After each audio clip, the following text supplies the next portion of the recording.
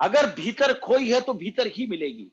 अब इतना उनका कहना था और राबिया ने खिलखिलाकर ठाका लगा के हंस पड़ी। उसने कहा, तो मित्रों तुम क्या करते हो? तुम क्या करते हो? तुम ये जो बाहर के जगत में दौड़ रहे हो, कभी अपने भीतर बैठकर चिंतन किया है कि खोया कहां है? बस वहां उनकी आंख खुल गई एकदम से। दोस्तों, मैं भी यही चाहता हूं कि बात तुम्हें समझ में आ जाए। मैंने अभी क्या कहा? बात समझ में आ जाए, तो इसी समझ से वैराग्य उत्पन्न होता है। कृष्ण ने कह तो दिया ये बात कि अभ्यास और वैराग्य की तलवार चलाना है, लेकिन इसे थोड़ा मैं समझा रहा हूं आपको कि ये वैराग्य, बहुत सारे मित्र कह सकते हैं कि ये ऐसे कैसे पैदा होगा वैराग्य, और अगर वैराग्य ही उत्पन्न हो गया तो फिर तो बात ही बन गई। हाँ, बात बन गई अगर वैराग्य उत्पन्न हो गया। तो इस समझ से कि बाहर जहां हम ढूंढते हैं इस जगत में, वहां पर हमने नहीं खोया है। क्योंकि किसी भी चीज को पाने की आकांक्षा हमारे मन में उठती है, अंदर उठती है। देखना, कभी सोचना, विचार करना, किसी भी चीज को पाने की हमारे मन में एक आकांक्षा पैदा होती है। घर लेना है, गाड़ी लेनी है, बंगला लेना है, कुछ चीज चाहिए, ये चाहिए, वो चाहिए, दुनिया भर की चीजें हैं। ये सब कहां? भीतर पैदा होती है। और फिर उसके बाद वो खोज कहां चलती है? उसकी शांति की और आनंद की खोज कहां चलती है? तृप्ति की, ऐसा समझो। तृप्ति की खोज कहां चलती है? वो मेटेरियलिस्टिक वर्ल्ड में चलती है। तो मन में उठती है और वस्तुओं में उसको हम तृप्ति को ढूंढना चाहते हैं। वो कभी नहीं हो सकता, क्योंकि भीतर उठी है आकांक्षा। खोया कहां है? हमने इसी आकांक्षा से, महत्वाकांक्षा से और इन सब चीजों से अपने चैन और सुख को खोया है। इसीलिए वो भीतर ही मिलेगा। इसलिए इसलिए आपको ये जानना होगा कि तुम जहां चल रहे हो। ओशो बड़ी सुंदर बात एक कहते हैं।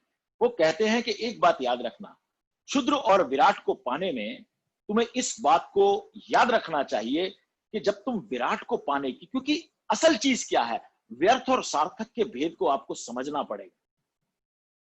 मैं बता दूं तुम्हें, संसार व्यर्थ है और सार्थक परमात्मा है, तो इसमें क्या है? ये तो आदि जगत गुरु शंकराचार्य ने बहुत दिन पहले कह दिया, ब्रह्म सत्य जगत मिथ्या। लेकिन क्या पता चला तुम्हें?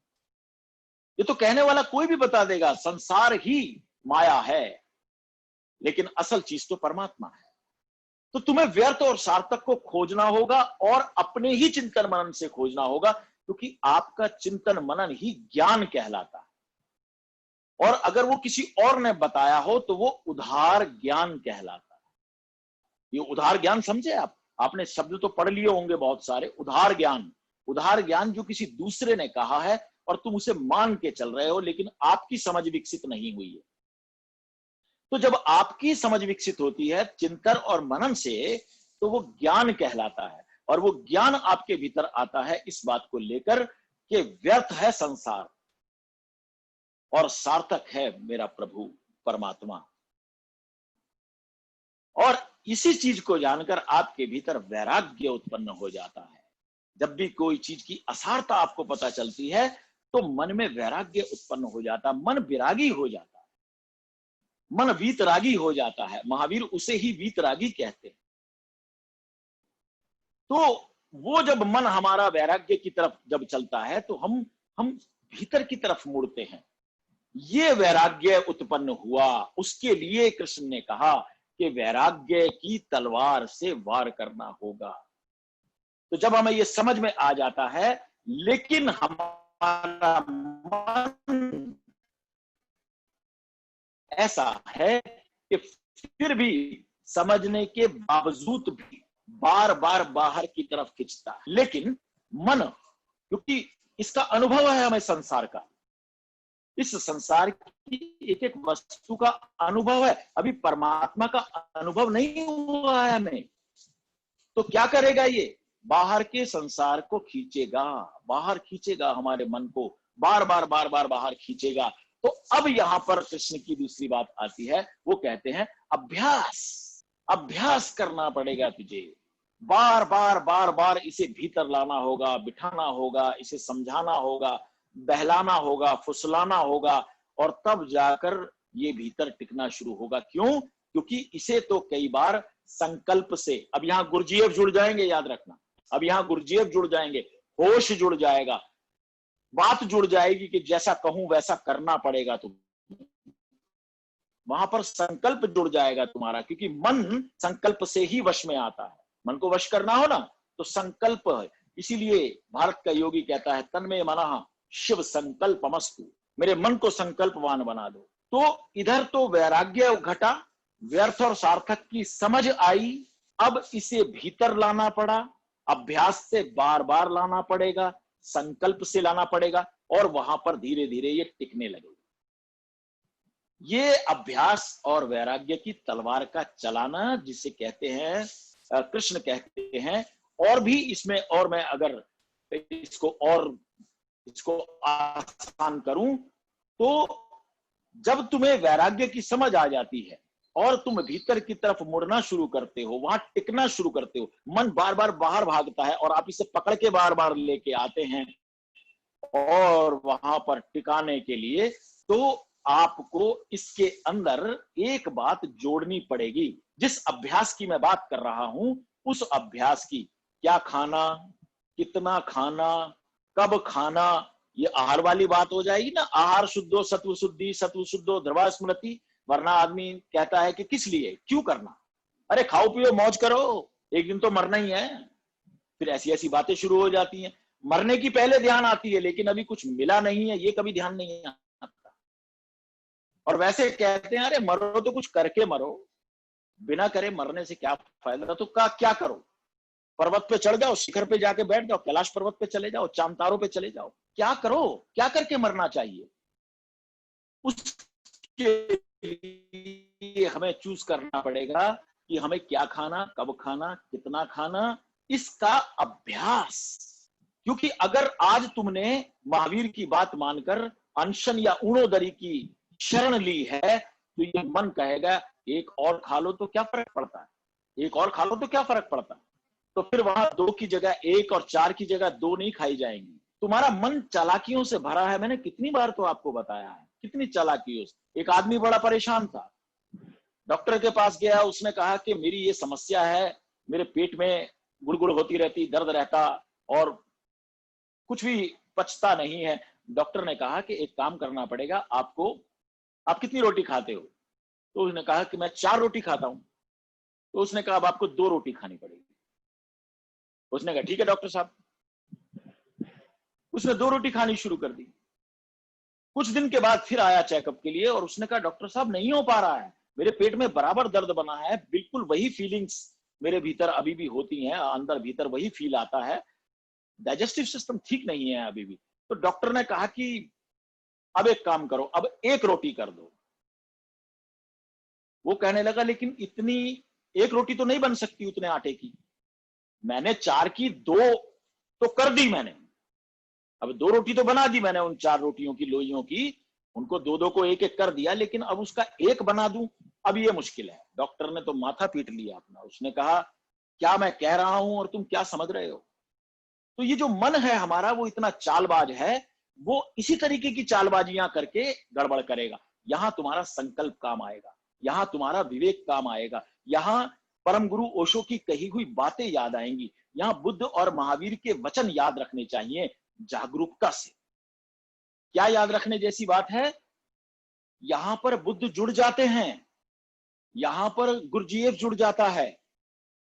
क्या कहते हैं बुद्ध, बुद्ध कहते हैं अपने भिक्षुओं को कि भिक्षुओं, तुम्हें सत्य की तरफ जाना है, तुम्हें शून्य को पाना है, तो याद रखना इसकी जो यात्रा शुरू होती है, सम्यक व्यायाम, सम्यक आहार, सम्यक निद्रा, ये 3 शॉर्ट में उन्होंने वचन बताए कि आपको इतना करना होगा कि सुबह जब आप उठते हैं तो आपको सम्यक व्यायाम, वरना किसी को बता दो कि आपको थोड़ा सा व्यायाम करना है तो लगे हैं 1.5 घंटा वर्जिश करने में, लगे हैं 2-2 घंटा योग साधने में, टांगे ऊपर सर नीचे और पता नहीं क्या क्या क्या क्या।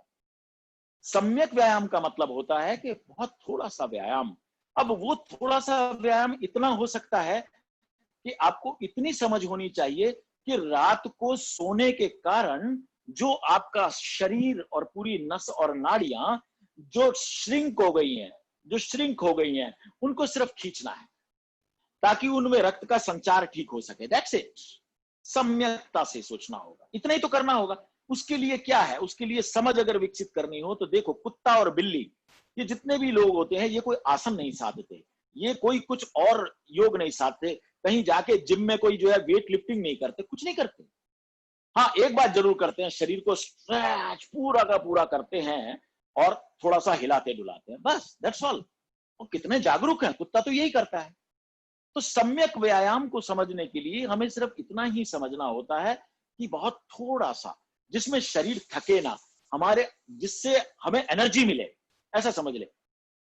ये तीनों चीजों के लिए एक बात आपको बता रहा हूं, तीनों चीजों के लिए एक बात बता रहा हूं, सम्यक आहार, सम्यक व्यायाम, सम्यक निद्रा। तो यहां पर ये जो समझ हमारी विकसित होती है वो ऐसी होनी चाहिए कि उतना ही सोएं, उतना ही खाएं और उतना ही व्यायाम करें कि जिससे हमें एनर्जी मिले। कभी सोचो इस बारे में तो आप उसी ट्रैक पर आ जाओगे कि हम खाना खा लेते हैं और हमको नींद सताती है, जबकि खाना खाने से एनर्जी मिलनी चाहिए हमारे को। तो वो एनर्जी इसलिए नहीं मिलती क्योंकि आप ज्यादा खा लेते, आप ठूस लेते हैं उसको बस, और तो कुछ भरने के लिए कुछ बचा नहीं है। एक रिक्तता भीतर हमें घेरी हुई थी और हमने उसको भर लिया, खाने से भर लिया, कपड़े से भर लिया, हम सिर्फ उसे भरना चाहते हैं। तो सम्यक आहार में ये बात जुड़ जाएगी आपकी कि आपको उतना खाना जिससे हमें एनर्जी मिले, हमें उतना व्यायाम करना है जिससे हम एनर्जेटिक हो जाएं। जैसे आप देखते हो, एक बार नीचे झुके ऊपर करे, थोड़ा सा वर्जिश की आपने, थोड़ी सी वर्जिश करी तो थोड़ी आंख खुलती है, हाँ भाई अब थोड़ी आंख खुली, लेकिन हम करे ही चले जाएं, हम करे ही चले जाएं तो थोड़ी देर में एग्जॉस्ट हो जाते हैं, फिर हमें लेटना पड़ता है।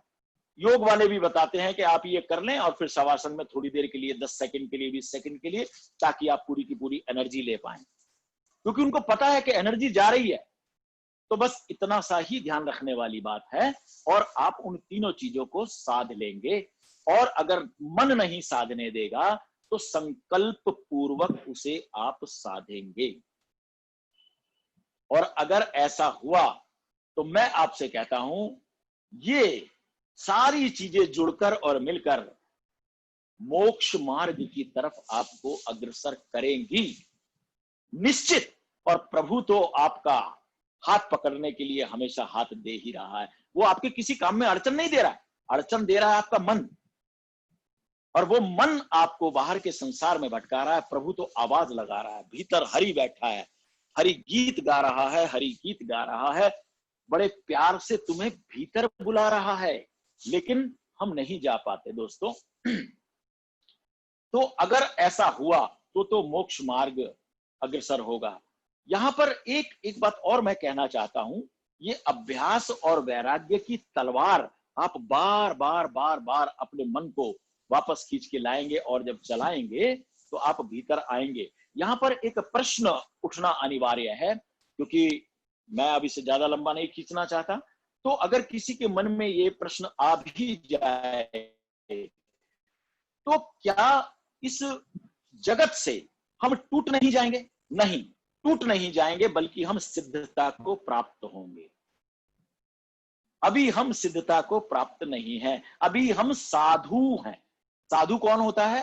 साधु है जो साधना कर रहा है, जो प्रैक्टिस कर रहा है, और जो सिद्ध हो जाता है वो पा लेता है। और जब सिद्ध हो जाता है तो फिर वही बात मैं आपसे कहूंगा, भगवान शिव ने कहा सिद्धा स्वतंत्र भावे, फिर वो कुछ भी कर सकता, फिर वो संसार में रहे लेकिन संसार उसमें नहीं रहेगा, फिर वो जल में कमलवत हो जाएगा। परमात्मा ने ये सारा संसार जो हमारे लिए बनाया है, ये जो भोग का जगत है, इसे भागने की जरूरत नहीं है इससे, फिर इसे भोगना भी। और यहां पर गीता फलित हो जाएगी, यहां पर उपनिषद फलित हो जाएंगे तुम्हारे जीवन में। कैसे? जब आप इस वैराग्य और अभ्यास से अपने भीतर जाएंगे तो आपको व्यर्थ और सार्थक का भेद पता लगेगा। तो आप बाहर के जगत में अटकेंगे नहीं, क्योंकि सदैव आपके साथ सत्य होगा, सदैव आपके साथ ध्यान होगा। और सत्य ध्यान के साथ अगर आपने किसी भी काम को किया तो आप उसमें अटकते नहीं हैं, आपकी आसक्ति उसमें नहीं होती है। देखते हो, कृष्ण कहते हैं अर्जुन से, अर्जुन तू सोचता है कि योगी भोगता नहीं है, तो तेरी समझ अभी विकसित नहीं हुई है। अरे योगी भोगता है, तू क्या भोगेगा जो योगी भोगता है? योगी भोगता है मगर इस कला से भोगता है कि भोग भी लेता है और बंधता भी नहीं। देखें, मैं जोड़ रहा हूं इसको। वो कहते हैं कि योगी भोग भी लेता है और बंधता भी नहीं है। यही बात कृष्ण कहना चाहते हैं, मनो एवं मनुष्यानाम कारणम बंधयो मोक्षयो। उसके मन ही उसका कारण है बंधन का और मोक्ष का। लेकिन जब वो सिद्ध हो जाता है तो वो आसक्ति रहित हो जाता है, निरासक्त हो जाता है, निष्काम हो जाता है, सभी कुछ हो जाता है। उसके जीवन में गीता घटित हो जाती है। समझो, गीता को पढ़ना नहीं है, गीता को पढ़ना नहीं है, हमारे जीवन में गीता कैसे घटित हो उसके लिए हम सब कुछ करते हैं। तो यहां पर दोस्तों, अगर यहां पर इस ढंग से अगर हम चले तो जीवन में कहीं पर भी भागने की जरूरत नहीं होगी। ये सारा संसार, इतना सुंदर जो जगत है, वो सब हमारे लिए है। फिर हम भोग भी लेंगे और जान भी जाएंगे कि अहम भोजनम न भोज्यम न भोक्ता। फिर तो हम सब समझ जाएंगे, सुखम न दुखम न पुण्यम न पापम न मंत्रो न तीर्था न वेदादि यज्ञ, अहम भोजनम नैव भोज्यम न भोक्ता, चिदानंद रूपा शिवोहम शिवोहम शिवोहम शिवोहम। मैं तो शिव स्वरूप चेतना हूं, मुझे कोई बंधन बांध नहीं सकते। मैं किसी भोग में बंधने वाला नहीं हूं, भोग भोगने वाला नहीं, भोग में बंधने वाला नहीं हूं। बस इतनी सी बात है। अगर ये हमारे जीवन में हो जाए तो आप समझ लेना, अगर ये समझ ना हुई तो जीवन में हमारे डिप्रेशन आता है। और वो डिप्रेशन और वैराग्य जरा मिलते जुलते हैं। मैं आज इसको ज्यादा बड़ा नहीं करूंगा, लेकिन मिलते जुलते हैं और समझ लेते हैं कि शायद हम वैराग्य को प्राप्त हो गए। संसार से निराश व्यक्ति कहता है, ये दुनिया, ये महफिल मेरे काम की नहीं, मेरे काम की नहीं। और जो योगी होता है वो कहता है, अपमान रचयिता का होगा, रचना को अगर ठुकराओगे। अपमान रचयिता का होगा, क्योंकि तुम इससे भागते हो। परमात्मा ने ये सब हमारे लिए बनाया है। तो अगर ऐसा हुआ तो तुम मोक्ष मार्ग की तरफ अग्रसर हो जाओगे। इसे ऐसे कहें कि अगर समझ पाए तो आत्म रूपांतरण, और अगर नहीं समझ पाए तो आत्महत्या। समझ लो, अगर नहीं समझ आया तो सुसाइड, आत्महत्या, और अगर समझ पाए तो आत्म रूपांतरण। बस इतनी सी बात है दोस्तों। अगर हम समझ पाए तो उसमें आज प्रत्याहार को मैं पूरा करता हूं यहीं पर ही, कि हमारी इंद्रियां जो बाहर भटकती हैं वो किस तरीके से हमें इस जगत में आत्महत्या तक ले जा सकती हैं, और कैसे वो ज्ञानेंद्रियां बनकर हमें आत्म रूपांतरण की तरफ अग्रसर कर सकती हैं, मोक्ष की तरफ अग्रसर करती हैं। और एक बात मैं कहना चाहता हूं, आज मैं आपको एक क्लिप मैं भेजूंगा आपको आज जूम मीटिंग ग्रुप में ही। उसमें वो बहुत छोटी सी क्लिप है, शायद 10-12 मिनट की है, लेकिन कृष्ण और अर्जुन का थोड़ा संवाद है, उसका खुलासा मैंने कर दिया है। उसको बार बार देखना आप। मैं आपसे कहूंगा, आप पूजा मत करना, आप कोई पाठ मत करना, लेकिन उसको एक बार दिन में जरूर देखना। कुछ दिन अगर आपने देखा तो भी आपके जीवन में क्रांति आएगी। तो आज मैं अपनी बात को यहीं पर विराम देता हूं, पूर्णाहुति देता हूं प्रत्याहार के लिए, और फिर नेक्स्ट के लिए, धारणा के लिए हम अगले सत्संग में आपसे फिर मिलते हैं। हरिओम तत्सत।